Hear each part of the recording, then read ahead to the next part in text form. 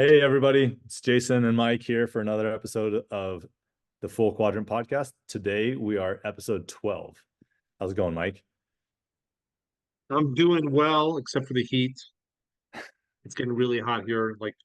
I think every episode for the next few months is going to be me saying that. Yeah, oh, man. Yeah. Like we were saying before, I think the next weekend or this weekend coming up, the low will be 87 here, even at night when it's, That's, that's when the wild. moon is hot here. Yeah. The moonlight is hot here. Yeah. Scorching hot. Not just hot, it's scorching. Awesome. So great. Well, we're excited to have another recorded conversation, another podcast. We always manage to have conversations on the phone that end up being things that we need to record. So, where do you want this one to go, Mike? I think about the dog that people pick, like pet owners especially. Okay. Um, and you see it with so many people want to make their dog like a service dog, whether it's um, warranted or not, right? If they have something, a disability that they need the dog for or not. A lot of people are like, oh, I just want to travel with my dog. But besides that, the people a lot of people think that any dog they get, they can make into a service dog, which maybe some dogs that shouldn't be service dogs can be made into a service dog by a good trainer, but for the most dog owners, they don't have the experience, you know, to make that happen. Yeah. That's Even if they get with a trainer, I don't think they have the commitment to put in the time that it would take to change a dog that most likely shouldn't be a service dog or doesn't have the attributes to be a service dog, into a proper service dog. right. One thing that I think, because I mean, in business, we're constantly approached by clients that want their dog to be a service dog. They've already got a dog. They're like, I want him to be my service dog. Again, it's with the intention that they could just take their dog anywhere, right? That's the reason they want the title of service dog. And the interesting thing about it is service dog is it's actually a self-appointed label that an owner gives to their dog because there is no registering body that puts a serial number on your dog and says this dog is a true service dog. It's a self-appointed label from the owner's perspective. And what's interesting about that is I agree with people who want more access for their dogs. I think there's nothing wrong with that to have better public access, for the caveat for well behaved and well trained dogs. The problem is there are owners out there who are careless and ignorant of their dog's behavior or not responsible enough over their dog.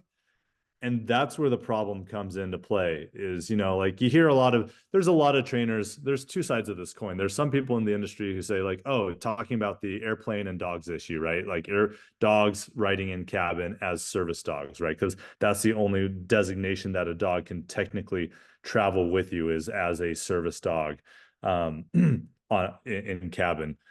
So a lot of people are saying, oh, this is my service dog. I don't necessarily personally have a problem with a dog in cabin as long as it's a well-behaved dog. If it's a good trained dog, and here's the thing, to go further, nobody dislikes a well-trained dog, right? I don't unless you're allergic to them, then you probably have a problem, right? But nobody that I've run into yet, and I've run into a lot of people about dogs. They're very like I can't remember one time where someone told me they didn't like dogs that were highly trained or highly obedient or well behaved. All of the stigma, all of the things that people say who come from the position where they don't like dogs, they've had a bad experience with a dog who was misbehaving, a nervous wreck, an aggressive dog. wasn't trained or the owners weren't responsible. So my position about all of this is I'd like to see dogs have more public access for dogs that fit the criteria where they are well trained and well behaved. And I should say we should probably make it more strictly say that well trained, because just a well behaved dog can easily turn into a misbehaving dog quite quickly in the right Yeah, circumstances, right? So yeah, I think the litmus test, I think the standard, the floor, the minimum requirement needs to be a trained dog. yeah, yeah. That's what, and that's the thing. When if there's a well-trained dog out in public, is it a service dog? Is it not a service dog? Does it really But if it's well matter? trained, who cares? Yeah, but you wouldn't know because the way the laws are, if you ask the person, they say yes, Yeah. then They you basically have to take them to their word. Uh, you have to go by what they say, unless the dog starts acting up or doing right, things, right? right. That it's, barking at people or other animals or, Yeah. um, pulling uncontrollably on the leash, of course, going to the bathroom inside, uh, things like that. Because what's even if it is, say there was a body that you could certify service dogs like federally kind of thing.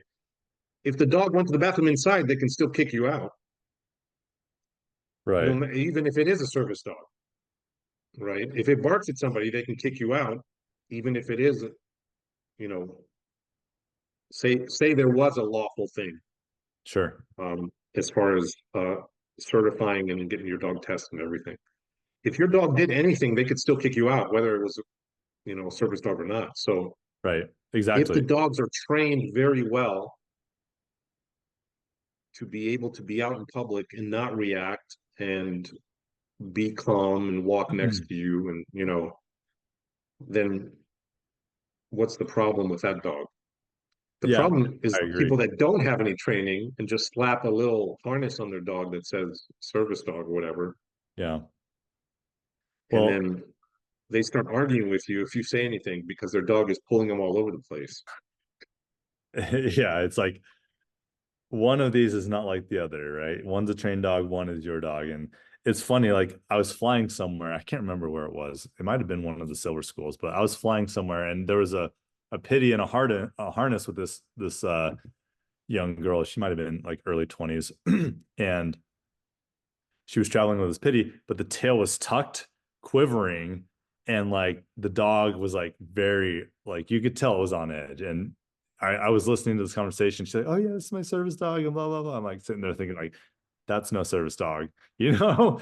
um, just sitting. I mean, like I'm not the kind of guy to rat someone out about it, but like it was just funny. And yeah, at the end of the day, you know, if the dog is well trained, I got no problem with it. Now again, the service dog thing is interesting because it gives you access, but it doesn't give you immunity from your dog's behavior.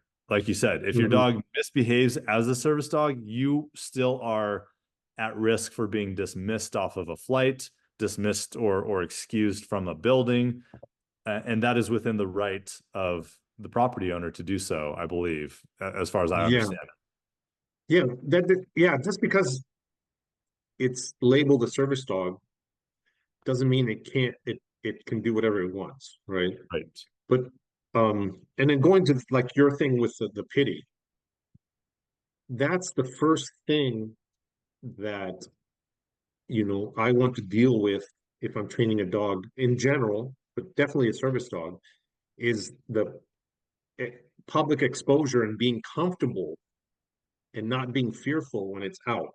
Because a fearful dog is not going to listen to anything, you're going to say, any commands you give, um, any direction you give. It's not going to listen because it's afraid, right? And especially the ones that are really afraid, everything goes out the window.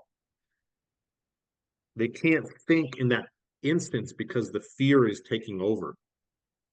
And that's the problem with taking any dog and trying to make it into we won't say service dog, but trying to make it a dog that can go anywhere. or do something that it wasn't intended to do, right?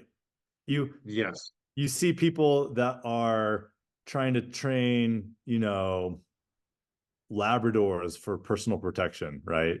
That's like, and Bart's been very vocal about, dogs were bred for specific purposes. And, when you run across someone who's training into a breed, something that was genetically removed through breeding practices, Mhm. not to be present in that specific breed, that's something that's wrong, right? That's not good training. You would say it's unfair to the dog, Unfair to right? the, yeah, Because you're trying to make it something it isn't. right. Do you know why people have such a hard time with like not accepting that? Not accepting trying to like train something that's not genetically there. Yeah. I mean, it kind of follows the mind of today. It's like, like it's that conversation. Like I can be anything I want to be, right? Well, sure you Yeah. can to a degree, but like realistically, there are limitations and nature has limitations on, like a parakeet is not going to be able to fly over the ocean, Hmm. right? They will be indigenous to the island that they evolved on, right? They're just And not that's, built for that. yeah. And I think what you're saying is like when you tell somebody, oh, your dog can't do this, Yeah, and they're like, oh, I'll show you they can do it, right? right. Whereas if you tell them, hey, that's unfair to your dog was not bred for that, it might not be fair to try to change its nature to make it fit what you want it to do, Yeah. right? A lot of times, I think if you approach it that way, then you're not directly confronting the person saying you can't do this, Sure. but instead say, yeah, maybe it's possible, but is it fair to the dog, And is it right? likely? Are the odds in your favor? Correct. So it's, pick a different sport if you can, or, Or have an that and get activity? It another doesn't have to dog. be sport. It could be an activity, right? Correct. Just training in general is good. Right. But a lot of times when if there's a sport or some kind of thing, it gives you like a goal to work towards. Yeah. You know, this is an interesting conversation because I've been thinking a lot about breeding specific breeds and their purposes, their characteristics, their genetics, their temperaments lately.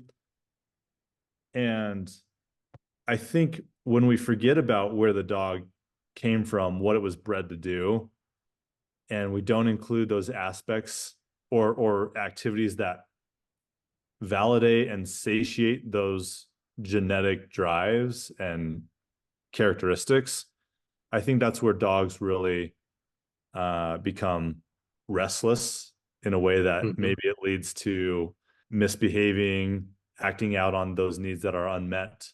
And that's where we, like you said, that's where we run into problems is by, trying to do something that the dog isn't or doesn't have in it to do. Um, Yeah. and I feel like that's something that's talked about a lot on a lot of different channels in a lot of different forums online. They talk about doing that, but like, can we talk about why when you do get a dog that is built for what it's doing in its life, how fulfilling that dog looks in its life? For example, right? I'm watching this show it's on Amazon Prime. We're watching it it's just a family show we're watching. And in the show, the character has a dog, and it's actually an all black German Shepherd that follows this individual around.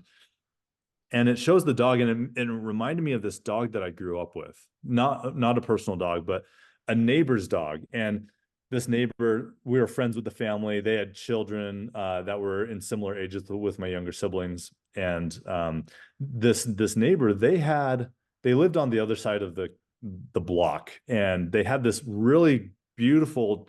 It was like a deep red golden retriever, very big. Like the dog was like 70, 75 pounds, maybe even 80. He might have been a little overweight by the time he was nearing his end of life, but like a nice size golden retriever, something you don't see that often anymore, with good pigment and good tone in the coat. Anyways, gorgeous color, looked like the same color of a Irish setter almost. And this dog would, anytime this family's children would leave the house to go visit one of the neighbors to play, this dog would just trot along them, no leash, no collar. They would not even cue the dog or command the dog to go with them. He would just pick up and follow them. They would ride their bikes, put on their rollerblades, and they'd go wherever that to whoever's house, to Johnny's house or to my brother's house to play, and they'd knock on the door, and the dog would be right there with them. They'd come in the house. Not that we didn't have anything against the dog, but the dog just found a corner on our porch and just laid down and went to sleep. And reliably, I would come in and out of the house, and that dog would not get up when I walked by it, and it would stay there and stay put. And then only when their children left the house, he would wake up, see them, and he'd just follow them along home. They wouldn't say a thing. And the dog never left our house. Like, and he just did that day in and day out. I remember that dog for maybe 8 or 10 years doing that his entire life. And that dog was perfect. Like, and I know they didn't train the dog. It was just the dog doing what it loved to do. And in my eyes, from a human perspective, that was quite appropriate behavior. And it was just like a good dog to me, right? Like just, and so when you see a dog that acts out on its drives, there's not a lot of need for compulsion. There's not a lot of need for like external motivation to that dog, because he's thriving on his genetics. He was bred to work alongside of a man, and he was happy to be a companion to his people. Yep. Such a cool story. And I think people miss that with the dogs. And to your point, like they see that their dog is restless and not like can't settle, and they don't understand why, because they don't understand where the genetics are. Right. Right. It's just like when you take a mal and you give it something to bite, you don't have to like train it to bite. Really, Right. it wants to bite that thing. It's, yep. And It's if it gets a naturally bite there. every day, yeah. I tell a lot of people, hey, do some work with, like, get a wedge or something and just let your dog bite. For pet owners, even that aren't doing anything, Right. to fulfill that need, and you will have the dog will calm down, because I think that the dog doesn't know why it's restless. Like it knows there's something missing, but it doesn't know why. It doesn't, yeah. And it's for us to give him that why and say, here, take that, bite it, and then give him some of that every day, some play, and then you'll see a calmer dog, because now he's like, the mind is like satiated, right? Yeah. He's fulfilled. Well, it's not But that even was just the like, mind. It's also like the whole dog, like the spirit, like the soul of the dog is satisfied. Like there's no bit of unrest with that dog when you complete an activity that fills its genetic purpose. yeah. And that's why, um, like Bart and Michael have said, and Bart usually in his posts, he puts it in there, where, and what we learned, and he talks about in Silver too, is copy. That's the whole point of the two examples, right, Mm-hmm. that we talked about way back when, is that when the dog wants to do something on his own, right, that's the most powerful thing it can do. And you copy that, and then that's how you put something like that on cue, and then the dog will do it because it wants to do it anyway, right? Right. You don't have to like try to force it into it. But if the dog doesn't, if it's not something natural that it wants to do, now that's where you're going into, pushing the dog to do something that doesn't want to. And that's the key. When the dog wants to do something, everything is easy. But I remember there was a lady had a golden retriever, and she was complaining because it kept grabbing stuff all the time. And it was funny because I was like, well, I go, it's called a retriever for a reason, I told her, right? As soon as I said that, you saw like the light bulb go off in her head. Uh-huh. She's just like, she understood what I was saying. Like it Uh-huh. clicked right then. Right. But That's I just great. told her, I was like, reward the dog for picking stuff up, Yeah. and it'll start bringing the stuff to you Yep. instead of running off and like chewing it, which it that was funny. Um, but that's the thing, the genetics, man. If you go with the genetics, it'll make everything easier. Right. Yeah. But with the German Shepherd, you think it was like more like the herding instinct, kind of a little bit to follow the kids around? Oh no, this dog was a golden retriever, not a German Shepherd. Oh, I thought it was a black German Shepherd. No, no, Oh, that was the dog in the show that reminded me of this other dog. okay, okay, Yeah, gotcha. yeah, yeah. So the dog in the show reminded me of our actually the neighbor's dog's name was Ninja. It was a really cool dog. And so this black dog in the show, and what was funny is going back to the show is it reminded me of the same situation. He's there, he's walking into this house. The person who opened the door is like, "Hey, is your dog going to be okay? You're leaving it alone." He's like, "No, the dog's not going anywhere." And it made me think about Ninja, who would always follow those kids around and to whoever's home he went to, he would just sit down on the porch, Just wait mind his own outside. business. He never barked at anybody, never chased a cat, never ran at a car. He just laid there waiting. He slept. And then as soon as the door opened and one of his kids walked out, he just followed him and went back home. That was his, like, he was fulfilled by just accompanying his people. It was so cool. And so that show reminded me, that's what kind of brought it to my mind is that Black Shepherd in the show we were watching the other night. Um, but like, same thing with shepherds too, because I mean, I'm a shepherd guy. Right? My heart, deep down, like my favorite dog is a German Shepherd. And they talk about some of the old school breeders, like this is like in the 1920s. You know, Alfred Hahn of Busecker Schloss was a famous German Shepherd breeder, and he said that the German Shepherd that was bred for herding sheep was the most versatile dog for service that ever would be. And any shepherd down the road that was capable of performing the herding work, meaning the HDH herding trials, would be suitable for any type of work, whether that's military, police, service, pet obedience, actual herding, field work, things like that. And it was interesting, and he said because the dog in herding has to be intelligent. Like that is the most intelligent form of a dog because they have to think on their own. They are required to do self calculations about another animal because it's all nonverbal. It's not like they're taking instruction from a shepherd, even though like most of the time, they work alongside a shepherd. A lot of these herding dogs are ways away from any human influence. They're working independently against herds and flocks of sheep that could number in the hundreds or so.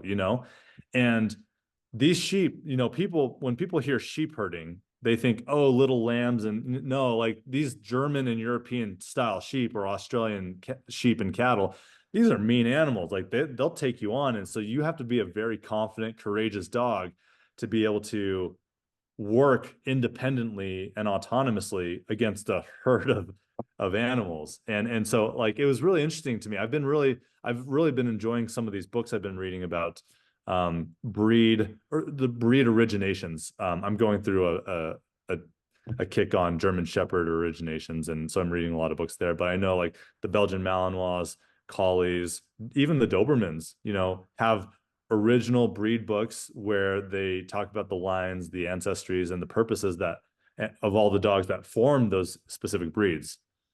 Yeah. Um, But is that where you start getting problems when you start getting away from that, what they originally were bred for, and trying to using breeding to point them to like a specific thing?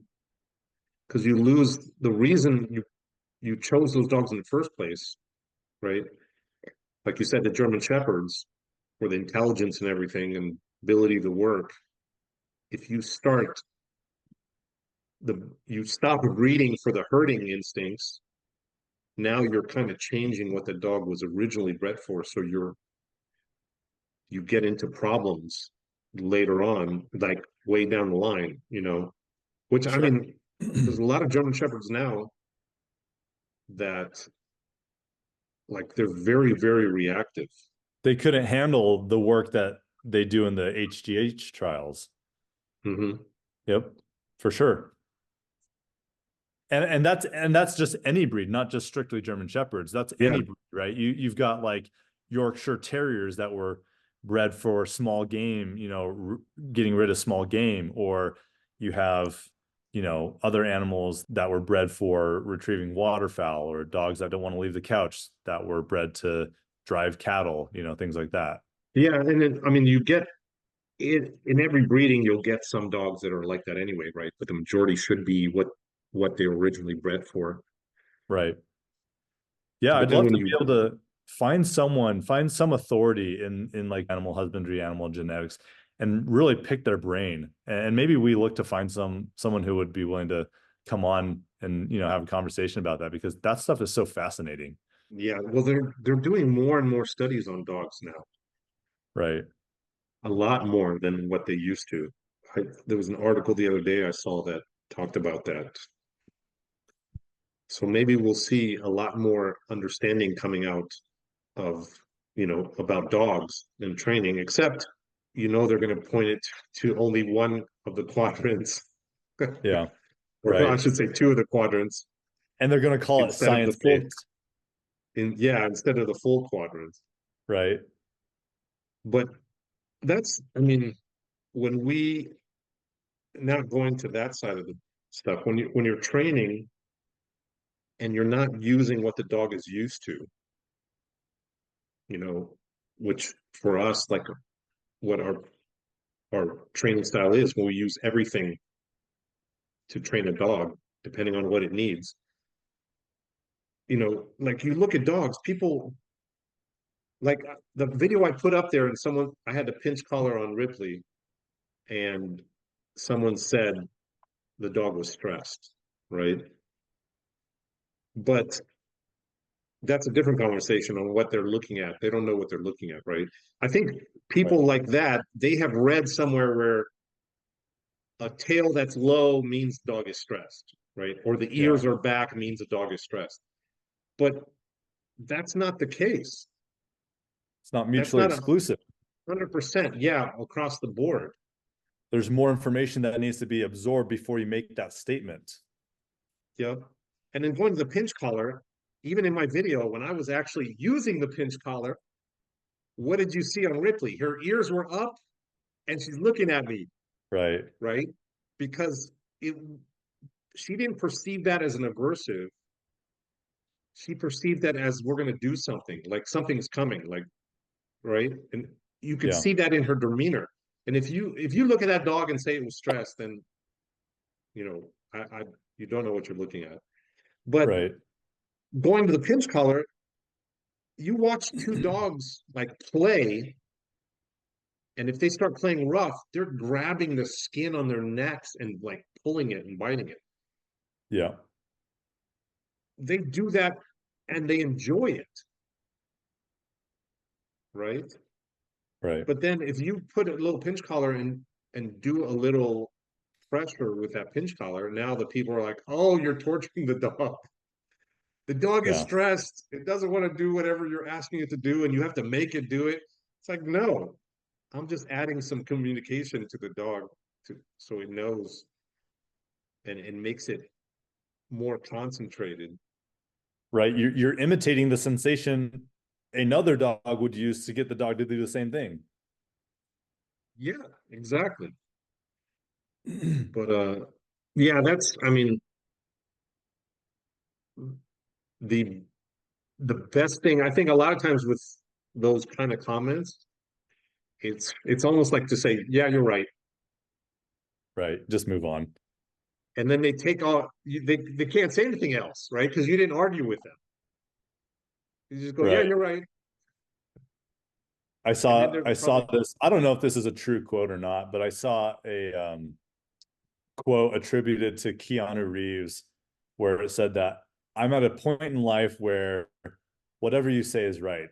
If you say 1 + 1 = 5, I'm just going to let you think that. I'm not going to try to counter that or argue with you about that, because at a certain stage, people, they're going to believe what they're going to believe, and people can believe anything. Like, we have flat earthers out there, you know. So like, it's and now watch us get a bunch of flat earth followers. There's a big group of people that follow that. There was actually a show like on Netflix or something about it. Really? Yeah, I should, what is it? I want to go check it out. I don't know.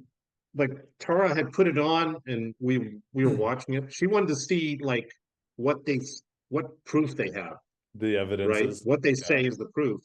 Yeah. But it wasn't, the show wasn't about that. It was just talking about the people involved in it. Oh, really? Yeah, that's interesting. And with when you get kind of going back to the breeding, the purposes of dogs, when you go back to a dog that is, like, let's consider it a good quality dog, right? It's well bred, it's balanced, it's everything we want. When we get that, then training is actually, I mean, obviously training is going to go quicker, it's going to be smoother, because what we want is aligned with the dog and what the dog wants, right? And so there's less intervention or less construction of setting up scenarios where we get the dog to do what we want it to do, because it's already actively trying to accomplish the similar or same goal. Mhm. And so when you, Yeah, so the selection of a dog becomes very paramount at that point, and that's when you have a rewarding experience with a dog, yeah. right? But that's And where your training enhances the behavior of the dog, right. And right? that's not to say that you can't have a dog who might be a little at odds with what you want and go through a good training program to kind of merge your two outcomes as one, right? You can show the dog that their advantage is in aligning their outcomes with your outcomes. Yeah. And that's But that's that's kind of the where, goal of dog training. yeah. And that's where having the dog figure out something on its own, right? And you just adding things to it to make it happen again is more powerful than trying to make a dog do something. Right. So the nod goes to shaping versus like lured behaviors. It's, I think it's kind of both in that, yeah, shaping when the dog figures it out and now it understands what I just did controlled the outcome, right? With luring, you can still get to that, but will it be as strong? It may look as strong, but it might not be as strong, right? So with luring, you can kind of show and it depends how much luring you do. But luring, you can show the dog what you wanted to do, and then maybe you only show it a little bit, and then try to let the dog figure out the rest, right? So there would be different stages of luring. So just barely show him and then wait and let the dog think and say, okay, let me try to do that again. Or the luring where you lure every single time where the dog isn't thinking, it's just following the lure. You know, there's different things. And then even Michael and Bart talked about that where it's it's a difference with creativity. With the luring, there's not as you can kind of get creativity, but it's like a false creativity because you already showed the dog what to do, right? And then you kind of let it choose to do that later. Whereas shaping, it's purely creativity from the dog with your guidance, right? Or you could even say, I'm not going to guide the dog, I'm going to let it do whatever it wants. But if you Yeah. want to shape for a dog thinking versus shape for a specific behavior, the specific behavior, you're going to have to guide it. That's even if it's shaping, you're going to have to guide the way the dog does it so it picks the right things, right? That's the thing when the dog wants to do it, and that's when you can change behavior also, because with behavior that the dog doesn't want to do, if you make it so the dog wants to do it, where it finds an advantage in doing that thing, now it's going to be happy doing it, as opposed to fighting you every single time. Right. Yeah. So I'd say going back to the service dog thing, how many people do you get that go to the shelter, get a dog, and then come up and say, I want to make this dog a service dog? There's there's there's a lot, right? There's a lot. Yeah, there's a good number. It's hard to put a number on it though. I mean, I don't have statistics on it, but So it's if pretty you're common. training somebody, so if you're training somebody and they're paying for training, right? And they say, I want to make this dog a service dog. Yep. And it's after the first session or two, or maybe evaluation, you say, you know what, this I don't think this dog will be a service dog, right? It doesn't have the attributes, the genetics.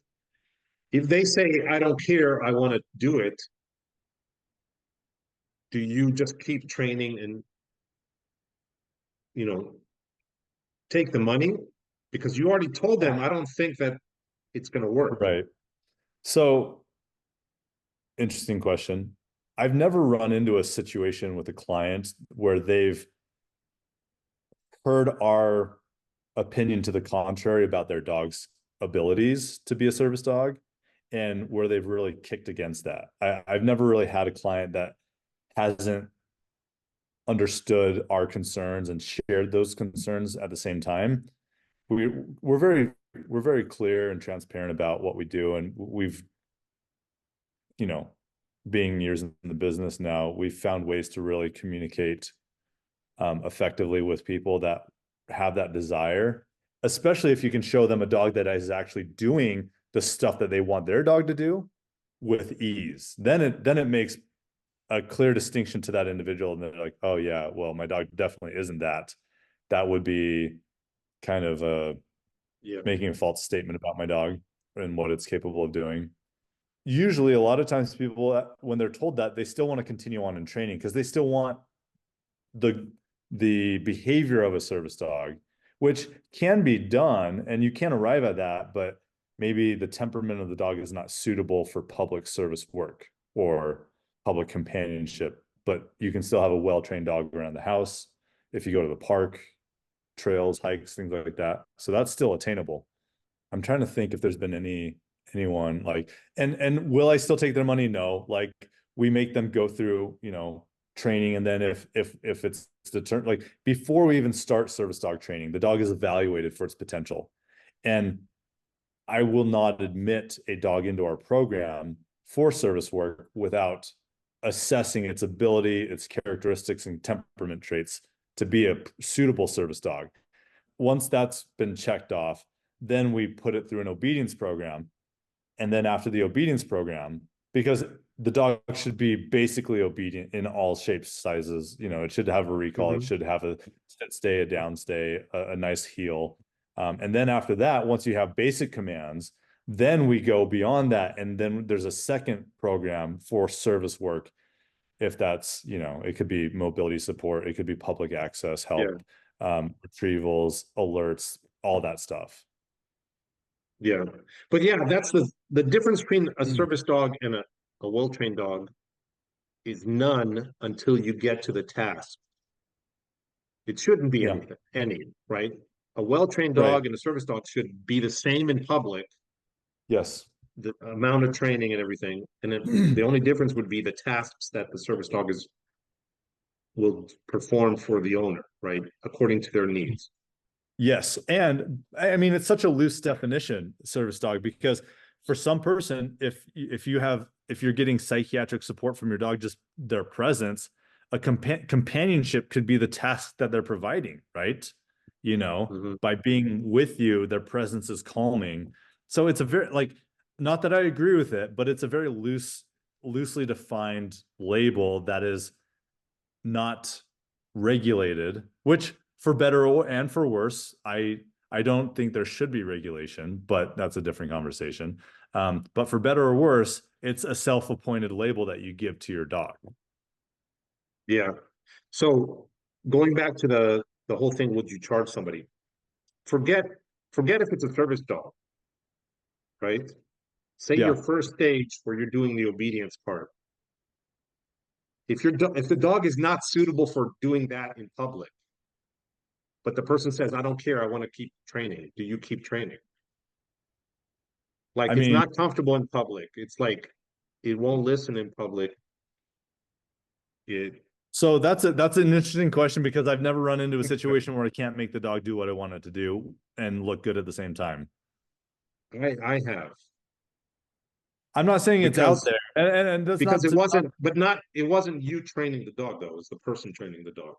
So do you know what I so mean? Not yes. like a board and train where you take the dog and do the training, but Uh-huh. like private lessons once a week. Oh yeah. Well, that's not a knock on the training you're providing. It's not a knock on the dog's capacity. It's a knock on the vehicle being used to arrive or take you to the destination, right? Because private Right. training will That's what I not, mean. yeah. So I mean, I would have an honest conversation like saying, hey, what your goals are and what we're doing, it's going to take years to get there, or they're mismatched, right? It's not a good fit. If you really want this, it has to be professionally trained in a board and train format. Send it to us. If they disagree and they want to keep going in private lessons, then I would be very clear, and I'd say, hey, look, like, you can't expect certain things of your dog for quite some time. But if they still want to continue like being a client, I've never turned someone away who wanted to still be a client, with honest intentions, you know. Yep. It's And just a matter of that's like leveling with them for their expectations about, oh, private training is going to give me a personal protection dog. No, thank you. You know. no, not at all. But that's the thing, is like I think in those cases, a lot of times, even when you tell them that this dog is most likely not suitable for that job, right? Yeah. It's twofold. One, it could be where they're like, oh, I can do this.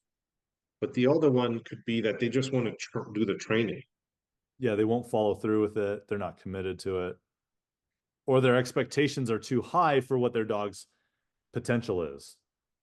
No, but I mean, in where they keep coming back and they want to continue, even though you tell them and they understand this is not like a dog that probably will be a service dog, Sure. but they're Well, like, at that point, that's a human problem, and not necessarily a dog problem. And yeah. then you have to make a decision as a business if you want to continue working with someone like that.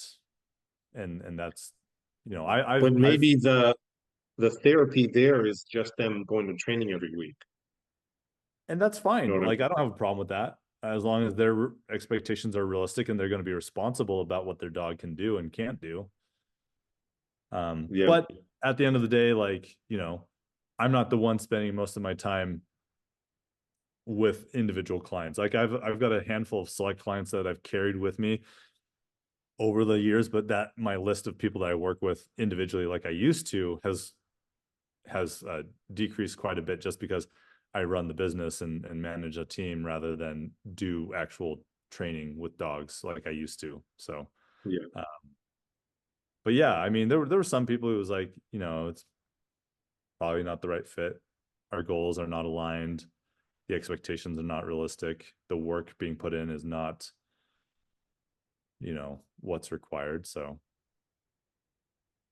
and at the end of the day, this is more of a business conversation, but you have to come to terms with acknowledging that there is in fact such thing as bad money. You hear people say, "Oh, there's no such thing as bad money." There absolutely is, because when you exchange money, a client pays you, they now own a part of you, right, for having paid you, and you have an obligation to them to deliver certain results. Now, some people are extremely fair and very very polite and just very enjoyable to work with in a professional client service provider relationship. But then there are some people who, when they pay you, they really try to remind you that they own you. and they own your service and things like that. Yeah.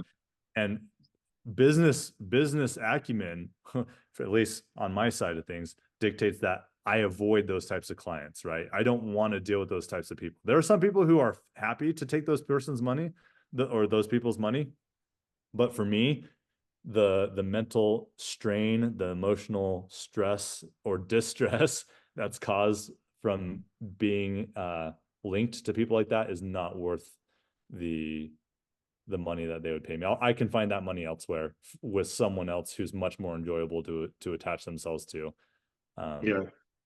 So But the other side of that is the if the what I've thought about too is say you have the dog that is like that, that is going to take years to get to where you want them to be, right? yeah, By private lessons where you're not doing the training, you're showing the person how to train, but sure. it's going to be so slow. What does it look like if they're out in public and the dog is not well trained because they're still in training, I but then tell they them, say, don't say you're training with me. yeah, You're but then they you're say, not I'm allowed to, training you're with, not allowed, you have to sign an NDA. You're not allowed to disclose that you train with me until your dog is at the level that I deem him appropriate. you understand what I mean? Yeah, It's like, because and it could be that their dog is 300 times better than it was when it started, sure. right? But it's not to the point of a well-trained dog. Yeah, And the person is happy because their dog is 300 times better. But to the other person looking at the dog, they're like, oh, this dog isn't trained, right. right?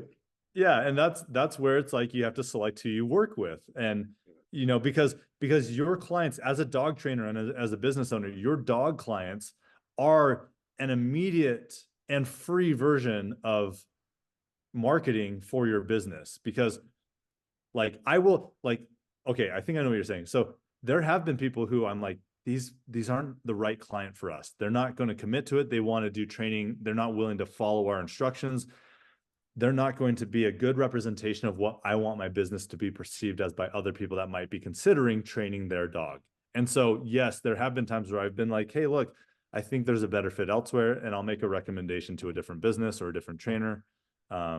And usually the irony of that action, that tactic, the irony of that is that they come back harder wanting to train with you more because now you've disqualified them as someone who's good for you, and they want to prove to you that they are going to be good. And now it's an interesting dynamic. And so word to the business owner out there is if you've got someone who you really want to be your client and they're on the fence, the best technique is to disqualify them as being someone that wants to or should be training with you.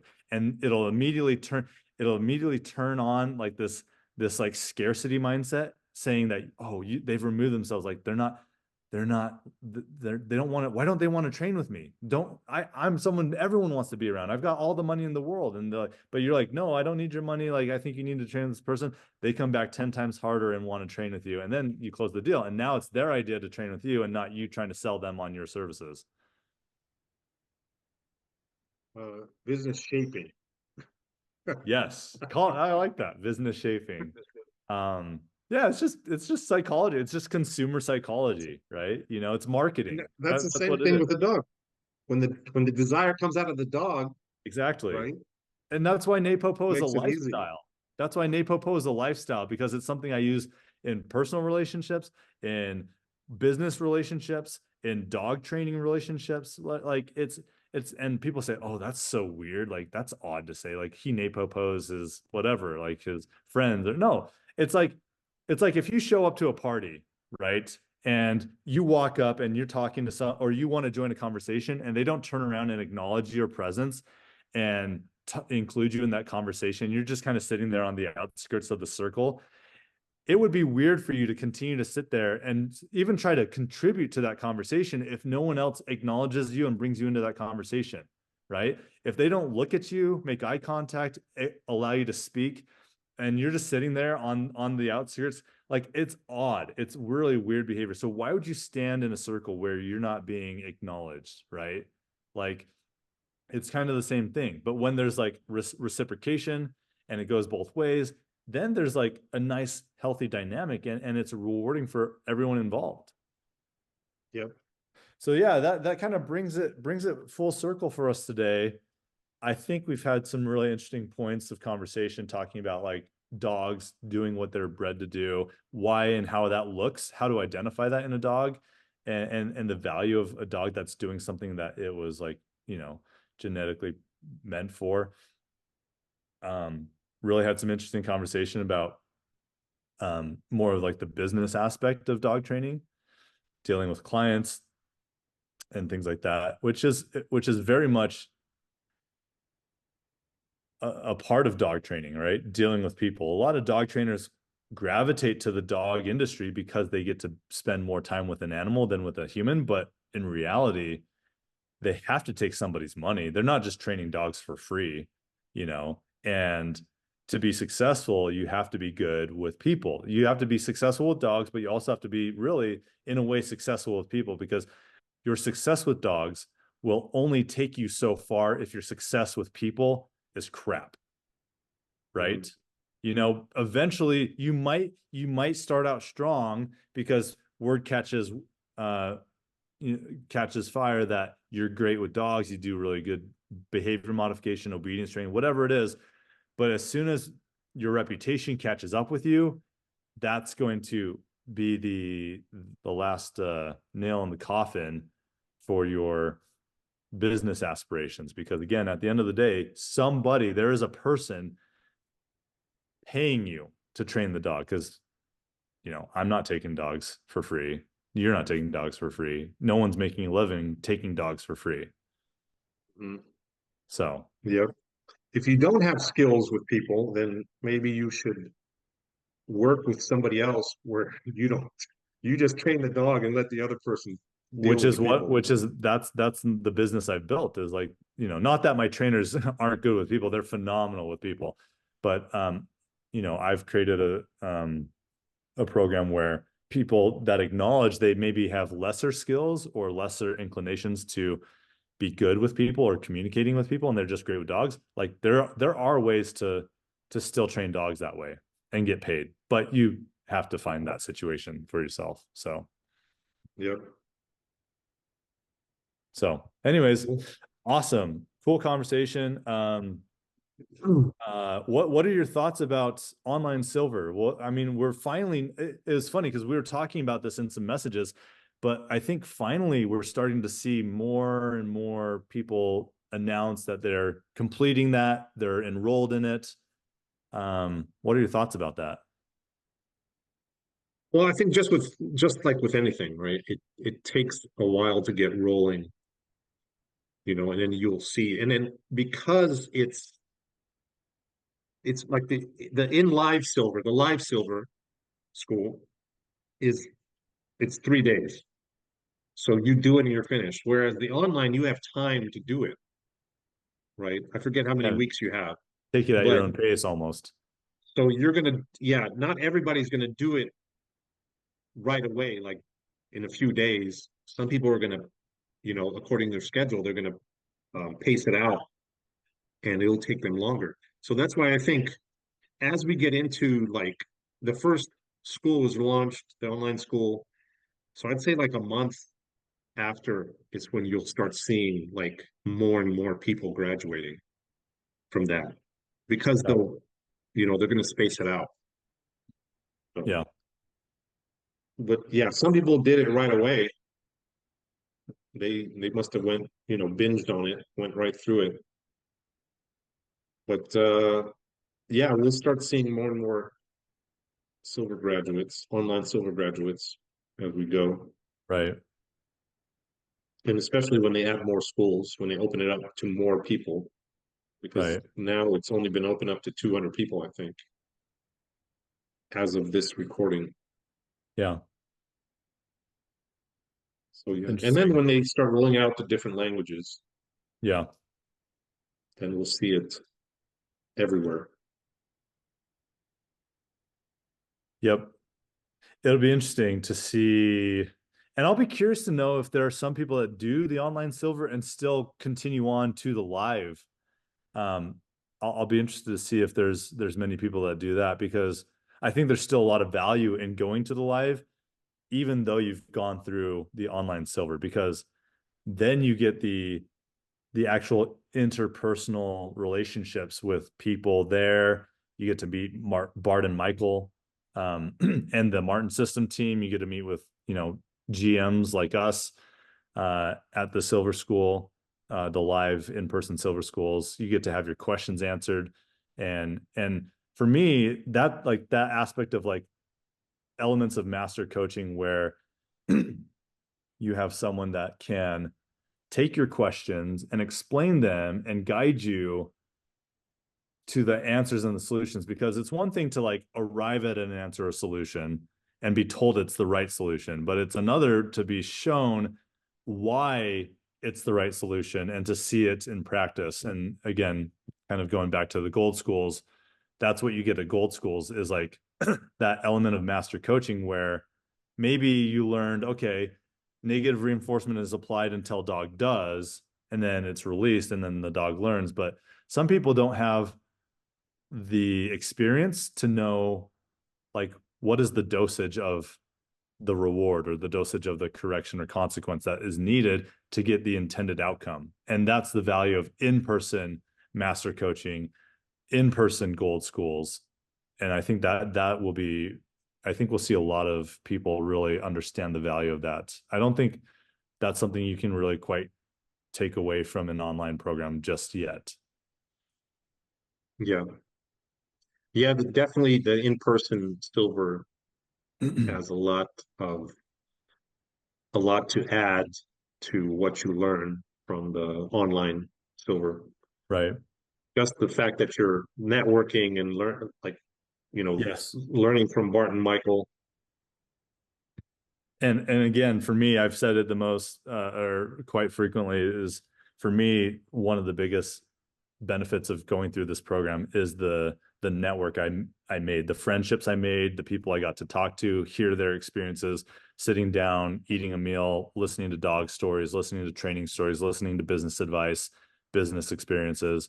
All of that has been as valuable as the actual theoretical training that I acquired at the school and the program.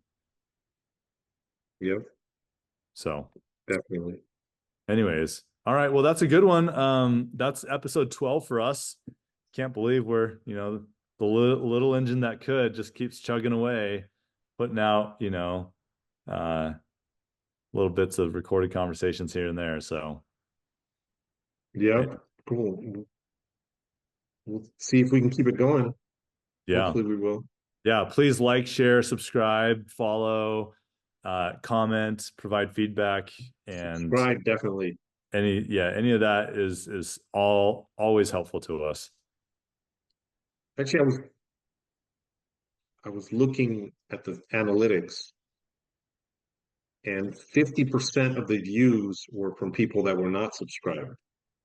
Oh wow. Yeah.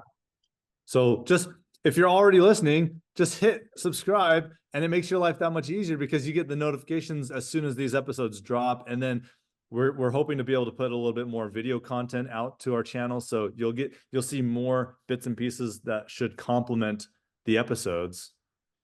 So just hit subscribe. Just do it. Just be a cool guy. Just do it.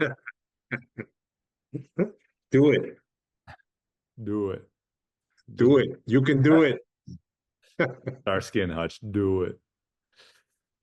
That's all right. Cool. Well, good talking to you, All right. Mike. Yep. We'll be touching base soon, I'm sure. Yep, definitely. Talk to Okay. you soon. Thanks, everybody. Have a good one. We'll see you. So, what have you seen online? What's on your mind as far as topics go? One thing was that, the videos I put up where people were talking about the dog being stressed, Uh-huh. where it's like to most people it's obvious that there's not any stress, right? Where Well, I here's the think these thing. people, Well, here's the thing. whether it is stress or it isn't, what's wrong with stress, Yeah, that's the other right? part of it. That's the other part. That's the other side of it. But like, yeah, I would agree there was no stress. So their perception of what is stressful is off. And then on top of that, what's wrong with stress if there is, right? Yeah, because it's, I mean, you can't, one, you can't get away from stress, right? It's always there. You cannot live a life with no stress. Oh, it's not possible. You walk, So, you walk a nature trail, you hike. I don't know if you've ever been to Zion National Park, but there's a trail up it called Angel's Landing. And to get to the top of it, it's like one of the most beautiful hikes in the state of Utah. And it's a very narrow pass, a very narrow trail that leads this like it's just like a point. You're walking this like narrow ridge up to this landing. They call it Angel's Landing. Look at the pictures of it. It's beautiful. But to get up there, you have to walk this very narrow trail, and people fall off of it and die all the time. And they've got posted rails with a chain that allows you to hold onto the chain as you hike it. But a lot of times it's windy. Now, even if it's not windy, I'm going to be stressed walking up that, just stressed, just because of the optics of what I'm seeing. I'm not in pain. No one's hurting me. No one's calling me names. No one's like insulting me. And I'm at a homeostatic, comfortable equilibrium in life. But the optics of what I see are stressful to me. And that stress is a good stress. It keeps me alive. It keeps me from being careless, right? It's the people that don't exhibit or experience stress in situations that probably require second thought, common sense. So stress is I mean, like you said, whether you're act like whether you're feeling pain or not, stress will happen, right? You can look at a picture of something and be distressed by a picture of something. Even though it's hand drawn or a cartoon can be distressing to somebody, right? yeah. Is that But, stress and it's, bad or is it good? it, the, is it bad or good? It depends how you recover from it, right? Right. If it affects your life for the next 10 years, then you might say it was bad. But if it helps you, like if you can get past it, now you got past a stressful situation and lived through it, right? Nothing really bad happened. Now, next time, it won't be as stressful. Yeah, and that's what I The say is same like thing. so that's what I say is like if you teach anything, a dog or a person, how to overcome stress, it's a very good thing because stress And is yeah, inevitable. that's the key. Yeah, you learn how to overcome it and how to deal with it. Right. The next time, you will be stronger, right? And like also, like for your example, walking on the ledge, at the end of it, you get to like a place that gives you like joy. It Right. removes your stress, right? Right. Right. So it leads, the stress of walking on that ledge leads to something good, Right. which is kind of like the basis of NePoPo, right? The pressure that you feel leads to something good, and it if you do it right, it teaches you that you control the pressure or the stress, and that it will lead to something you want. Yeah. So I guess before we really kick off, we had a conversation over the phone about like verbal cues, hand signals, physical cues. Are they necessary to training a dog, whether that's hunting, service, sport, obedience, right? Do Um, you choose or markers? I mean, a cue is a marker for something, and a marker is a cue for something. I mean, they can almost be used interchangeably. We talked about breed purpose, like dogs specifically bred for certain things. the value of that. Everything goes to the training. It goes back to what you're talking about, cues and stuff, where people are, what you see a lot is people giving like cues and markers together, or different cues together, like a verbal and a like a hand signal given together, or so close that the dog will does not learn both; it learns one or the other. And it's difficult to separate that, and meaning like reaching into your pocket for the ball or the food, right? Or reaching into your pouch for the food. Same thing for, you see it with pet dogs, right? Where people, if you reach for the dog's collar and it runs away, right? Cues that have a meaning to the dog because of the way you, like, not necessarily on purpose trained it, but just by doing it over and over, Yeah.